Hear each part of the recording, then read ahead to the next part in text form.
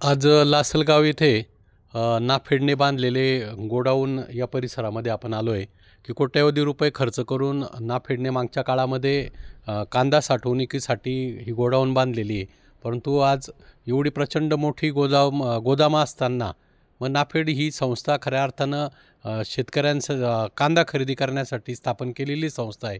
परंतु मागच्या काही काळापासून नाफेड ही संस्था सक्षम असताना एवढी मोठी मोठी गोडाऊन बांधलेली असताना त्यांनी माल न खरेदी करता इतर फार्मर प्रोड्युसर कंपन्यांकडून माल खरेदी केला जातो आणि त्याच्यामध्ये मागच्या काळामध्ये काय झालं ह्याला आपल्याला सांगण्याची गरज नाही. किती भ्रष्टाचार झाला स्वतः नाफेडचे चेअरमन यांनी देखील कबुली दिलेली होती.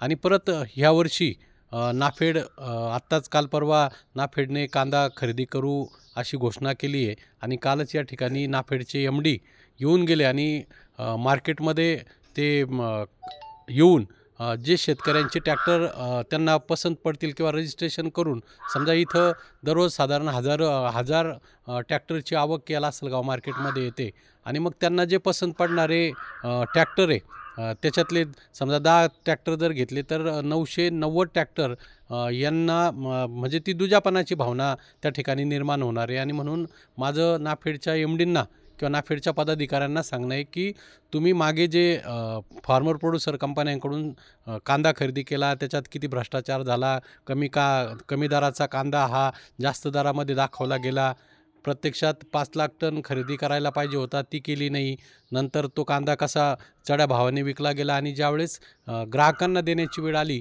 तर त्यावेळेस 2 नंबरचा कांदा ज्याला आपण खाद म्हणतो तो हा दिल्लीच्या मार्केटमध्ये पाहायला मिळाला आणि ती खादसुद्धा शिल्लक राहिली नाही. तर जो नवीन कांदा लाल कांदा मार्केटमध्ये आला होता छोटा तो कांदा त्या ठिकाणी विक्रीला ठेवला होता. आणि आत्ताही परत त्याच पद्धतीने शेतकऱ्यांना भुलवण्यासाठी जरी मला वाटतं 2200 रुपयाचा रेट देणार असं काहीतरी चर्चा आहेत, परंतु एवढे 1000 ट्रॅक्टरमधून जर तुम्ही 10 ट्रॅक्टर निवडणार आणि त्यांना कुठेतरी भाव देण्याचा प्रयत्न करणार, हे शेतकऱ्यांच्या दृष्टीने अत्यंत चुकीचं आहे. तुम्ही प्रत्यक्षात मार्केटमध्ये उतरून व्यापाऱ्यांबरोबर जर बोली लावली तर जो 2200 दर तुम्ही देणार आहे त्याच्यापेक्षा तुम्हाला कमी याच्यामध्ये सुद्धा चांगला कांदा मिळू शकतो. आणि तुम्ही स्वतः नाफेड जर उतरलं मार्केटमध्ये तर व्यापाऱ्यामध्ये स्पर्धा लागून आणि शेतकऱ्यांना चांगल्या पद्धतीचा भाव मिळू शकतो. आणि मी सातत्याने ज्यावेळेस लोकसभेमध्ये मला जाण्याची संधी मिळाली तेव्हापासून निर्यातबंदी उठावी म्हणून प्रयत्न केले.